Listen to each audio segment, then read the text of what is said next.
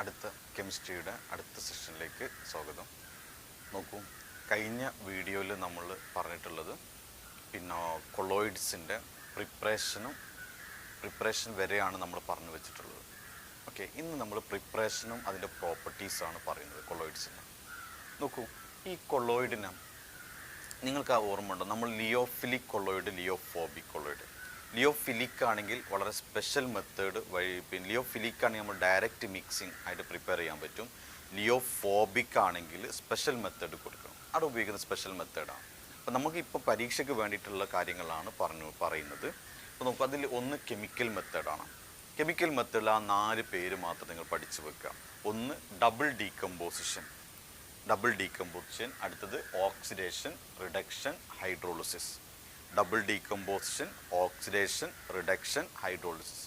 പറ്റുമെങ്കിൽ നിങ്ങൾ അതിൻ്റെ എക്സാമ്പിളും പഠിച്ചു വെക്കുക. പക്ഷേ ഇമ്പോർട്ടൻ്റ് അല്ല. പക്ഷേ നിങ്ങൾ ഈ പേര് മാത്രം, chemical method, double decomposition, oxidation, reduction, അതുപോലെ hydrolysis.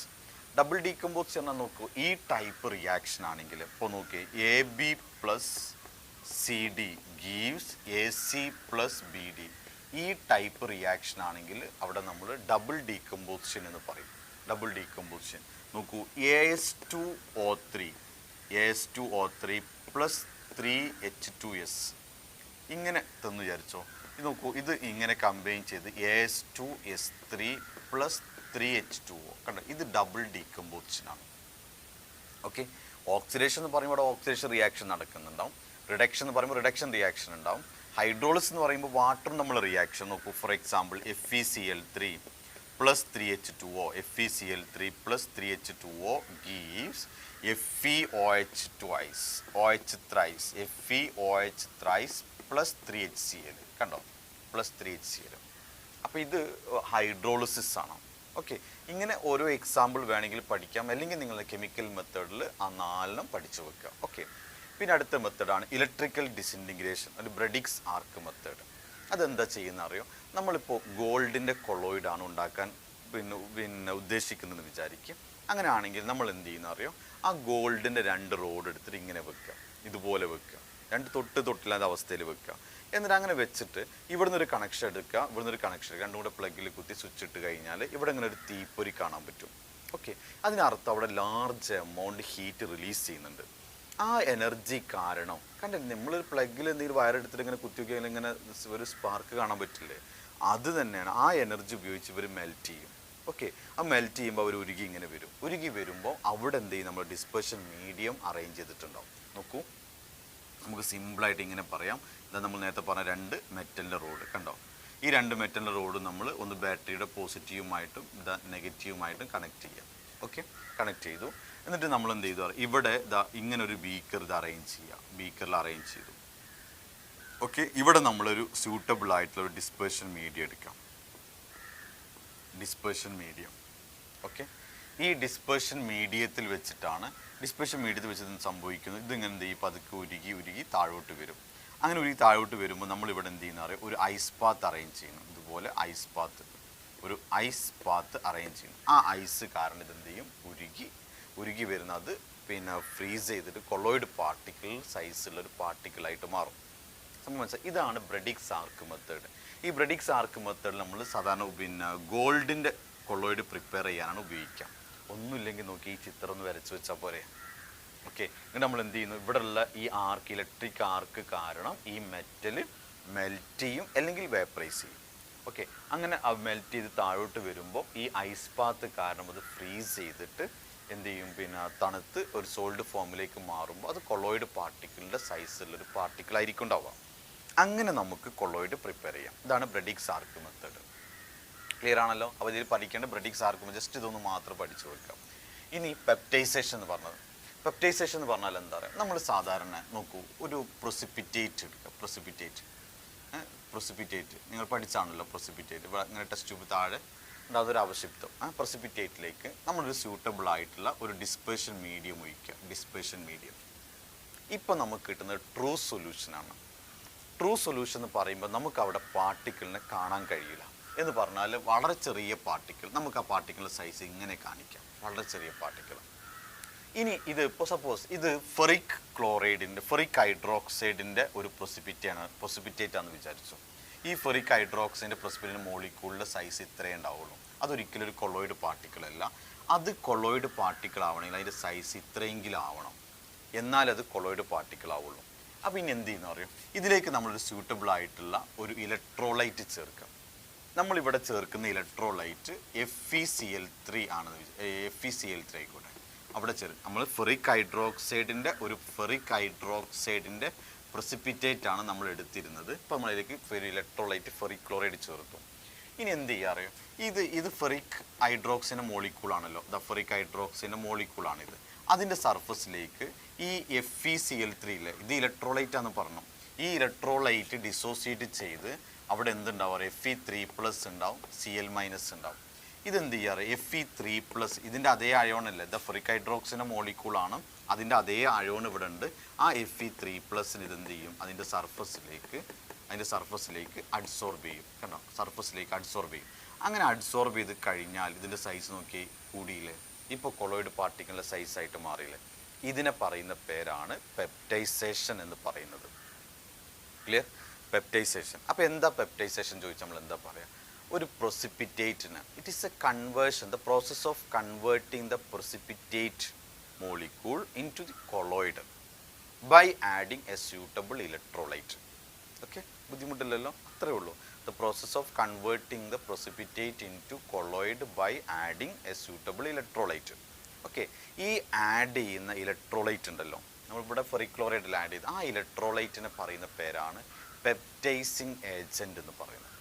Okay, the electrolyte used for the peptization is called peptizing agent. ബുദ്ധിമുട്ടില്ലല്ലോ, പെപ്റ്റൈസിങ് ഏജൻറ്റ്. അതേ രൂപത്തിൽ പിന്നെ നമ്മൾ പറഞ്ഞത് എങ്ങനെയാണ് ഈ പ്രസിപ്പിറ്റേറ്റ് മോളിക്യൂൾ എങ്ങനെയാണ് ഒരു കൊളോയിഡ് പാർട്ടിക്കിളായിട്ട് മാറുന്നത്. ഓക്കെ, അപ്പോൾ നമ്മൾ പറയും precipitate molecule absorb one of the ions from the electrolyte. Okay, അങ്ങനെ പറയാം. ഓക്കെ, അപ്പോൾ 2-3 ക്വസ്റ്റ്യൻ ആണ്. ഒന്ന് പെപ്റ്റൈസേഷൻ എന്ന് പറഞ്ഞാൽ എന്താണ്, it is a converting the precipitate into colloid by adding suitable electrolyte. 2 peptizing agent എന്ന് പറഞ്ഞാൽ എന്താണ്, the electrolyte used for the peptization is called peptizing agent. 3-ാമത്തെ പോയിന്റ്, എങ്ങനെയാണ് ഇത് ഒരു കൊളോയിഡായിട്ട് മാറുന്നത്, this precipitate molecule absorb one of the ions of the electrolyte. Okay, അങ്ങനെയാണത് പ്രസിപ്പിറ്റേറ്റ് ആയിട്ട് മാറുന്നത്. ബുദ്ധിമുട്ടില്ലല്ലോ. പ്രിപ്പറേഷൻ ഓഫ് കൊളോയിഡ് പറഞ്ഞു. ഇനി നമ്മൾ പ്യൂരിഫിക്കേഷൻ ഓഫ് കൊളോയിഡ് പറയുന്നത്. പ്യൂരിഫിക്കേഷൻ ഓഫ് കൊളോയിഡ് എന്ന ഉദ്ദേശം എന്താണ്, കൊളോയിഡിൽ നിന്ന് ഇമ്പ്യൂരിറ്റീസിനെ റിമൂവ് ചെയ്യുന്ന മെത്തേഡ്, റിമൂവ് ചെയ്യാം, അതിനെ പറയുന്ന പേരാണ് പ്യൂരിഫിക്കേഷൻ ഓഫ് കൊളോയിഡ്. അതിലൊന്നാണ് ഡയാലിസിസ്, മറ്റൊന്ന് ഇലക്ട്രോ ഡയാലിസിസ്, അൾട്രാ ഫിൽട്രേഷൻ. ഈ 3 okay, dialysis, electro dialysis, ultra filtration. Dialysis എന്ന് പറഞ്ഞാൽ എന്താ നോക്കും, ഈ കൊളോയിഡ് സൊല്യൂഷനിൽ നിന്ന് ഡിസോൾവ് ചെയ്തിട്ടുള്ള ഇമ്പ്യൂരിറ്റീസിനെ റിമൂവ് ചെയ്യാം. Okay, removal of dissolved impurities from the colloid by means of semi permeable membrane. Semi permeable membrane ഉപയോഗിച്ചിട്ട് കൊളോയിഡിൽ ഡിസോൾവ് ചെയ്ത ഇമ്പ്യൂരിറ്റീസിനെ റിമൂവ് ചെയ്യുന്നതാണ്, അതിനെ പറയുന്ന പേരാണ് ഡയാലിസിസ്. നോക്കൂ എന്താ സംഭവം നോക്കൂട്ടോ. ഇത് ഒരു ബാഗാണ്, ഒരു ബാഗ്. ഇതിനുള്ളിൽ കൊളോയിഡ് സൊല്യൂഷൻ ഉണ്ട്, ഇതിനുള്ളിൽ കൊളോയിഡ് ഉണ്ട്. പക്ഷേ ഇതിൽ കൊളോയിഡ് പാർട്ടിക്കിളിന് ഒരിക്കലും ഇതിന് പുറത്തേക്ക് മൂവ് ചെയ്യാൻ പറ്റില്ല. പക്ഷെ അവിടെയുള്ള മീഡിയത്തിൻ്റെ മോളിക്യൂളിന് ഇതിലൂടെ മൂവ് ചെയ്യാൻ പറ്റും. ഇത് നമ്മൾ നോക്കൂട്ടോ, ഇങ്ങനെ ഒരു അറേഞ്ച്മെൻറ്റ്സ് വെക്കും, ഇതുപോലെ. ഓക്കെ, നമ്മൾ എന്ത് ചെയ്യുന്ന അറിയോ, ഇതിലൂടെ വാട്ടർ ഉള്ളിലേക്ക് കടത്തി വിടുന്നു. ഈ വാട്ടർ എന്ത് ചെയ്യും, വാട്ടർ സോൾവെൻ്റ് മോളിക്യൂളാണ്. സോൾവെൻ്റ് മോളിക്യൂളിന് ഈ മെമ്പറിനുള്ളിൽ കടക്കാൻ പറ്റും. എന്നിട്ട് അവർക്ക് എന്ത് ചെയ്യുക, പുറത്തേക്ക് ഇറങ്ങാൻ പറ്റും. ഇതിലൂടെ എന്ത് ചെയ്യും, പുറത്തേക്ക് പോകും. ഓക്കെ, അപ്പോൾ ഇതിലെന്താ സംഭവിച്ചാൽ, ഈ വാട്ടർ ഇതിലേക്ക് കയറുമ്പോൾ ഇവിടെ ഡിസോൾവ് ചെയ്ത കുറേ ഇമ്പ്യൂരിറ്റീസ് ഉണ്ടാവും. അവർക്ക് നെഗറ്റീവോ പോസിറ്റീവോ എന്തെങ്കിലും ഒരു ചാർജ് ഉണ്ടാവും. അങ്ങനെ ഇവർ നേരെ വന്നിട്ട് വാട്ടർ ഇവിടെ എത്തുമ്പോൾ, നിങ്ങൾക്കറിയാലോ, നേരത്തെ നമ്മൾ കഴിഞ്ഞ സെക്ഷനിലേക്ക് നമ്മൾ പറഞ്ഞതാണ് വാട്ടറിൻ്റെ സ്വഭാവം.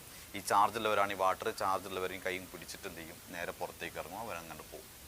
ഓക്കെ, ഇതാണ് ഡയാലിസിസ്. ഓക്കെ, അപ്പോൾ നമ്മൾ പറയുമ്പോൾ it is the removal of dissolved impurities from the colloids by means of semi permeable membrane. ബുദ്ധിമുട്ടില്ലല്ലോ. ഓക്കെ, ഇനി നോക്കൂ, ഇവിടെ ഇപ്പം നെഗറ്റീവോ പോസിറ്റീവോ ഏതെങ്കിലും ഒരു ഇലക്ട്രോലൈറ്റിൻ്റെ പാർട്ടായിരിക്കും അവിടെ ഉണ്ടാവുക. അപ്പോൾ അതിൻ്റെ സ്പീഡ് ഒന്നും കൂടെ കൂട്ടാൻ വേണ്ടി നമ്മൾ ഇലക്ട്രിക് ഫീൽഡ് അപ്ലൈ ചെയ്യാം. നോക്കൂ, ഇലക്ട്രിക് ഫീൽഡ് അപ്ലൈ ചെയ്യാൻ 2 ഇലക്ട്രോഡ് വെക്കുക ഇതിൻ്റെ പുറത്ത്. ഇത് പോസിറ്റീവുമായിട്ട് കണക്ട് ചെയ്യുക, ഇത് നെഗറ്റീവുമായിട്ട് കണക്ട് ചെയ്യുക. ഇനി എന്താ സംഭവിക്കുക അറിയോ? ഇതിൻ്റെ ഉള്ളിൽ ഈ അയോൺസ് ഉണ്ടല്ലോ, ഓക്കെ, അതായത് ഏതെങ്കിലും ഇലക്ട്രോൺ നമുക്ക് വേണ്ടാത്തൊരു ഇമ്പ്യൂരിറ്റീസ് ആയിട്ടുള്ള അയോൺസ് ഉണ്ട്. അപ്പോൾ അവരുടെ ചാർജ് പോസിറ്റീവോ നെഗറ്റീവ് ആയിരിക്കാം. അപ്പോൾ അവർക്ക് ഇഷ്ടപ്പെട്ട ഒരാൾ പുറത്ത് നിൽക്കുന്നുണ്ട്, അവരെന്ത് ചെയ്യും? നേരെ ഓടി ഇവരുടെ അടുത്തേക്ക് വരും, ഇങ്ങോട്ട് വരും. പോസിറ്റീവാണ് നെഗറ്റീവിൻ്റെ അടുത്തേക്ക് വരും. ആ വരുന്ന വരവിലാണ് ആരും വരുന്നത്? വാട്ടറും വരുന്നത്. ആ വരവിൽ എന്ത് ചെയ്യും? വാട്ടർ ഈ അയോൺസിനെ കൂട്ടി പുറത്തേക്ക് അങ്ങോട്ട് പോകും. ഓക്കെ, ഇതാണ് ഇലക്ട്രോ ഡയാലിസിസ്. അപ്പോൾ എന്താ ഇലക്ട്രോ ഡയാലിസിസ് എന്ന് പറഞ്ഞാൽ, സാധാരണ ഒരു ഡയാലിസിൻ്റെ സ്പീഡ് കുറവാണ്. അപ്പോൾ ഈ ഡയാലിസിൻ്റെ സ്പീഡ് കൂട്ടാൻ വേണ്ടി ഇലക്ട്രിക് ഫീൽഡ് അപ്ലൈ ചെയ്യുന്നു. ഓക്കെ, അപ്പോൾ നമ്മൾ ആ പ്രോസസ്സിനെ പറയുന്ന പേരാണിത് ഇലക്ട്രോ ഡയാലിസിസ്. ബുദ്ധിമുട്ടില്ലല്ലോ? ഓക്കെ, ഒന്നാമത്തത് ഡിസോൾവ്ഡ് ഇമ്പ്യൂരിറ്റീസ് റിമൂവ് ചെയ്യുന്ന മെത്തേഡ്. രണ്ടാമത്തത് ഇലക്ട്രോ ഡയാലിസിസ്, ഡയാലിസിൻ്റെ സ്പീഡ് കൂട്ടാൻ വേണ്ടി ഇലക്ട്രിക് ഫീൽഡ് അപ്ലൈ ചെയ്യുന്നു. അപ്പോൾ നമ്മൾ അതിന് പറയുന്ന പേരാണ് ഇലക്ട്രോ ഡയാലിസിസ് എന്നുള്ളത്. ഇനി അടുത്തത് നോക്കിയും, അടുത്ത കേസ് അൾട്രാ ഫിൽട്രേഷൻ. അത് സിമ്പിളായിട്ട് മനസ്സിലാക്കാം. അൾട്രാ ഫിൽട്രേഷൻ എന്ന് പറഞ്ഞാൽ അൾട്രാ ഫിൽട്ടർ പേപ്പർ ഉപയോഗിച്ച് ഇമ്പ്യൂരിറ്റീസിന് റിമൂവ് ചെയ്യാം. The removal of impurities from the colloid by means of ultra filter paper. Ultra filter paper ഉപയോഗിച്ച് നമ്മൾ കൊളോയിഡ് സൊല്യൂഷനിൽ നിന്ന് ഇമ്പ്യൂരിറ്റീസ് റിമൂവ് ചെയ്യുന്നതെന്ന് പറയുന്ന പേരാണ് അൾട്രാ ഫിൽട്രേഷൻ. അവിടെ നിന്ന് കിട്ടിയല്ലോ. ഈ അൾട്രാ ഫിൽട്ടർ പേപ്പർ ഉണ്ടാക്കാൻ ഉപയോഗിക്കുന്ന സൊല്യൂഷനെ പറയുന്ന പേരാണ് കൊളോഡിയോൺ എന്ന് പറയും.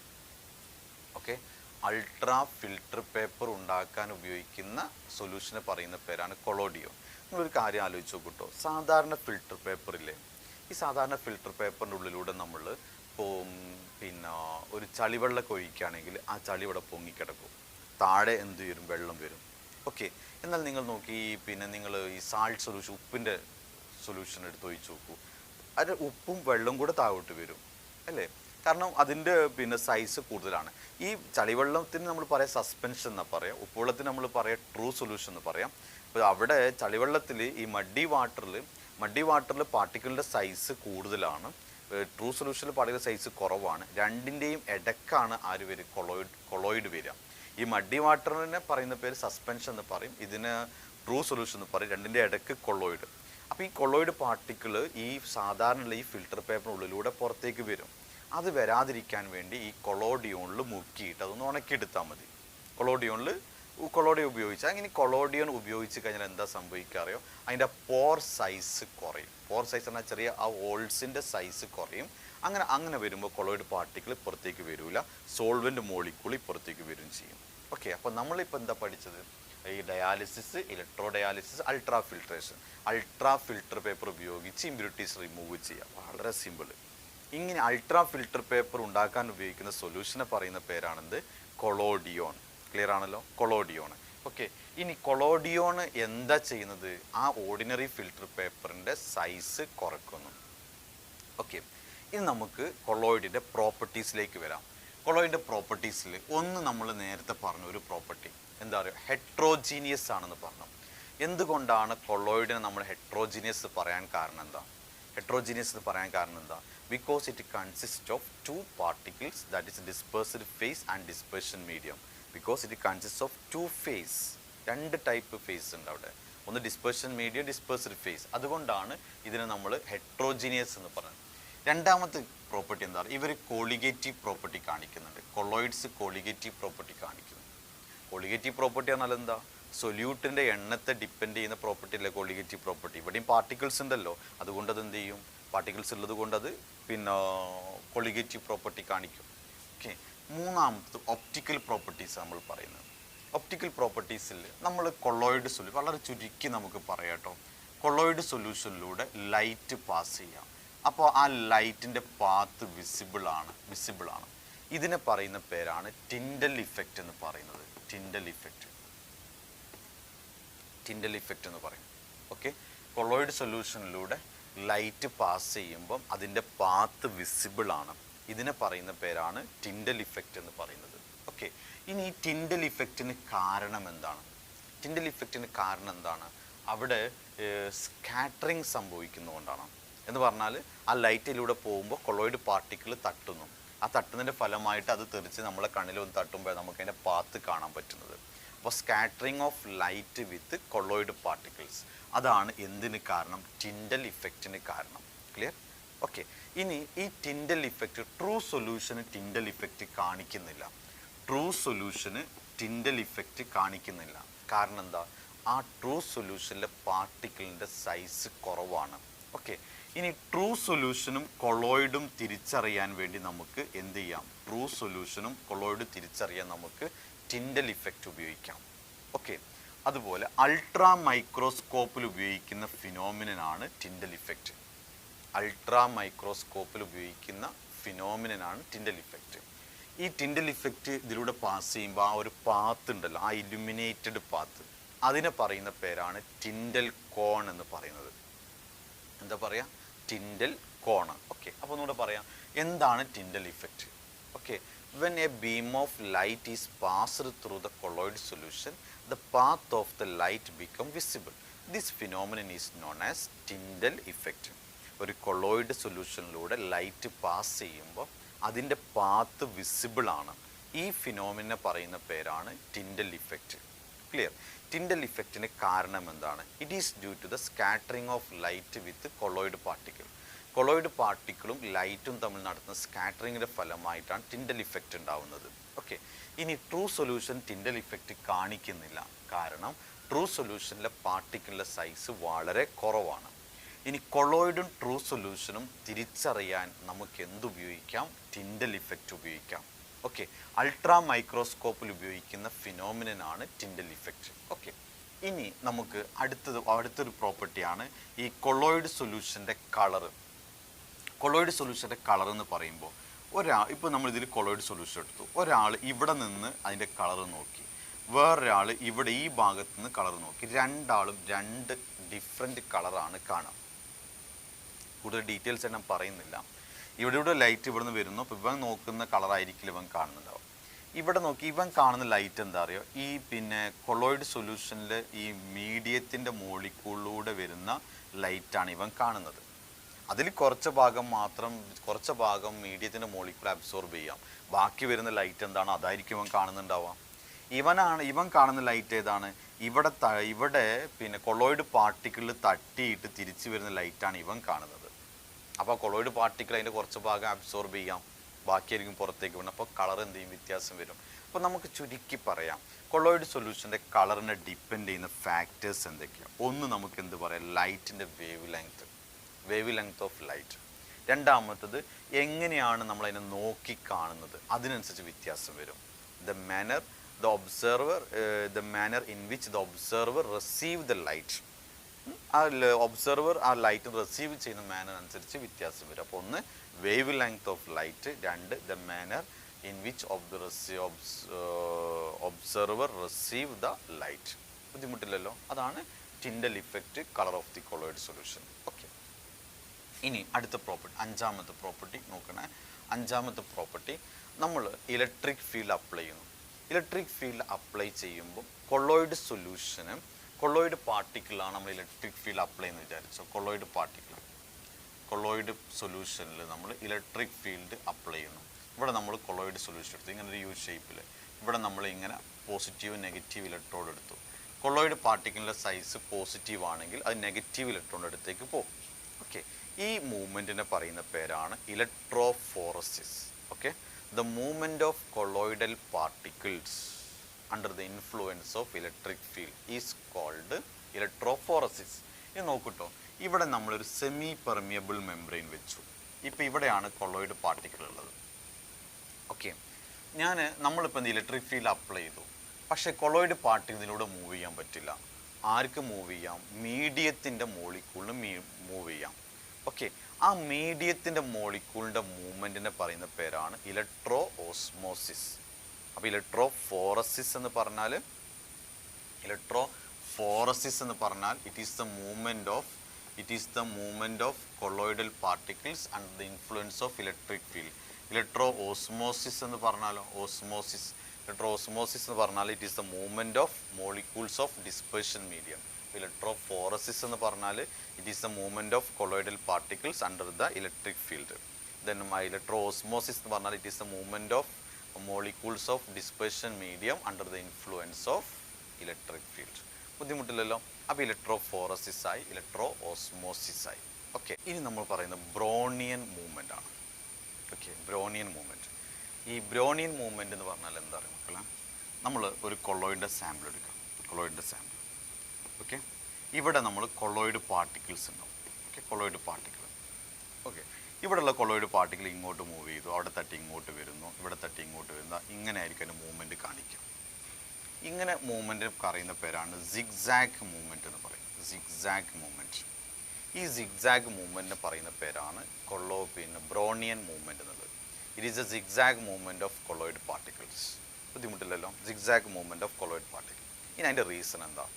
ഈ കൊളോയിഡ് പാർട്ടിക്കിൾസ് വന്നിട്ട് ഈ മീഡിയത്തിൻ്റെ മോളിക്യൂൾ വന്ന് തട്ടുന്നു. അപ്പോഴാണ് തിരിച്ചിങ്ങോട്ട് വരിക, പിന്നെ തിരിച്ചങ്ങോട്ട്, അങ്ങനെ പോയി കളിച്ചുകൊണ്ടിരിക്കും. അപ്പോൾ ഈ സിഗ്സാഗ് മൂവ്മെൻറ്റ് ഓഫ് കൊളോയിഡ് പാർട്ടിക്കിൾസിനെ പറയുന്ന പേരാണ് ബ്രോണിയൻ മൂവ്മെൻറ്റ് എന്നുള്ളത്. Zigzag movement of colloid particle. രണ്ടാമത്തെ കേസ് ശ്രദ്ധിച്ച് നോക്കണം. രണ്ടാമത് അതിൻ്റെ കാരണം എന്താണെന്നുള്ളതാണ്. അതിൻ്റെ കാരണം വരുന്നത് it is due to the collision of colloid particles with the molecules of dispersion medium.